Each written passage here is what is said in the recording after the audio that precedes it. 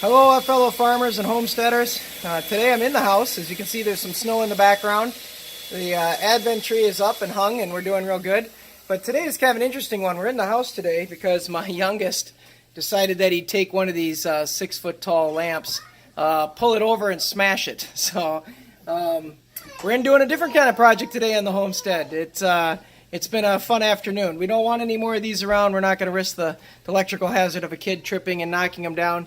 So we are in the process of cutting a few holes and putting up some sconces here on the wall. So it's a work in progress. These lights here behind me are on a switch, and it's actually pretty easy to get rewired for us, which is good. Down at the bottom down here, I'll see if I can show you folks. Down at the bottom, I've got basically a outlet that has the switch on the top and full power on the bottom. And we're going to be pulling power off the switched end of it and running all the way up the wall to the area where we'll put the new sconces in. It was not exactly planned, although in the future we had talked about it. We have a very large wall here that goes all the way across. We had several of these lights, and we're going to put picture frames in between and make it more, well, I guess decorated in here. For the last 10 years, it's pretty much been a blank wall. Let's see if I can show you the whole thing here as I back up.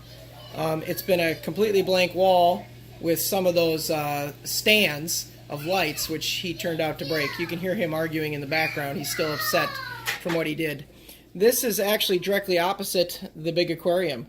So one side of the room is really decorated up, especially for the Advent season, which is great. And then, you know, the other side isn't. So we did have to run some wires in the false ceiling down below to get this to be correct. I'll show you that we found where the switch actually comes in, which was down here, and we're working on that. We found where it is over there. And again, we went straight up from those to find the spots where we could put the sconces in. We're in the process right now of getting the lights set up. We're still vacuuming up some glass, so you can hear the vacuum in the background. I've got a couple 150-watt LEDs which fit into these Patriot light systems, which is fantastic. These LEDs are only like 22 watts, and the sconces are like a frosted glass that we'll be putting up. So we have to put a couple pop-in boxes in the wall, run some wire, and basically get it in. So we're going to keep cleaning up the glass here on the floor and stuff where things had broke. And we'll get these up, and I'll show you how it goes. The electrician hopefully will be here soon to finish wiring it up with me, and he's a personal friend, which is great. I mean, what more can you say when one of your friends does electrical? It's great. On the farm today, like I said, we're inside. We're doing some repairs. This is the way things go, folks. You got to add a couple lights to a wall.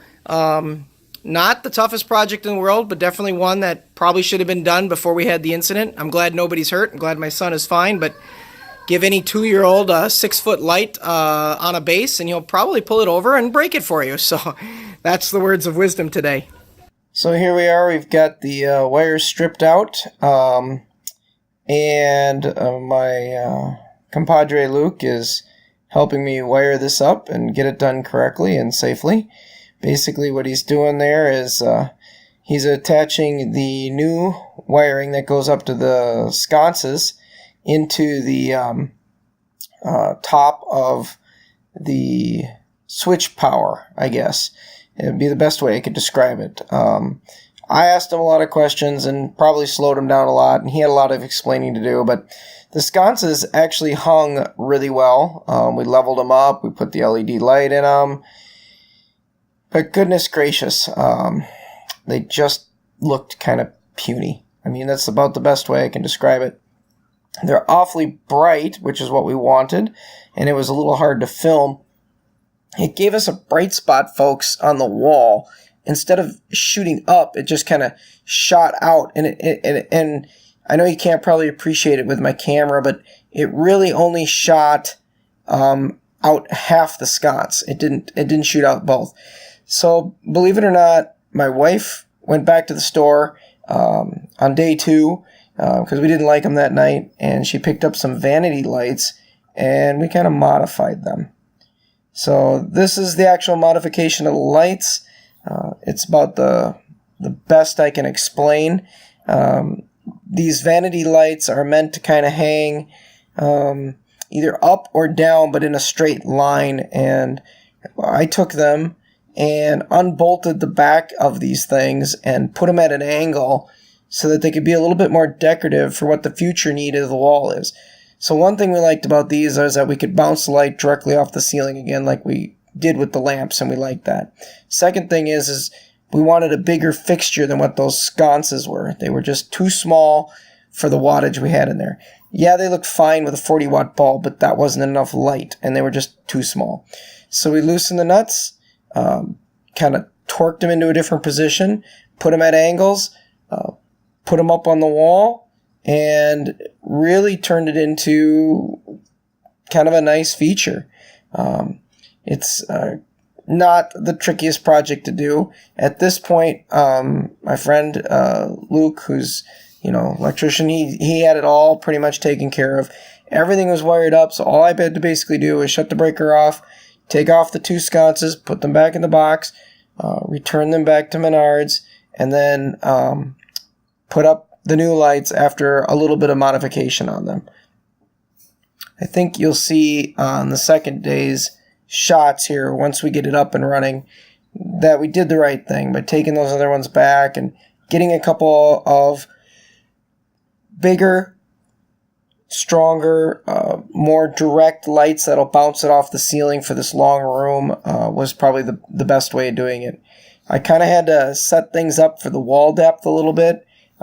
They give you this bolt in the middle, and you kind of got to set it so that it's in the right position when you do it. As far as wiring goes, it was a little different. Luke had taken the sconces and just wired them in with little wire nuts. These lights actually have more of a plug-and-play feature to them. Nothing too hard that somebody couldn't do. Probably the trickiest part about it is the sconces went up real easy because you could just level them. With the lights, I kind of had to get them in the right position and then kind of wiggle the lights around a little bit to get them level. It wasn't the easiest, but hey, hanging in something on a wall is always like that, right? I mean, it's a half a dozen one way, half a dozen another. So here I am just trying to hang these devils up, kind of futzing through it here on day 2.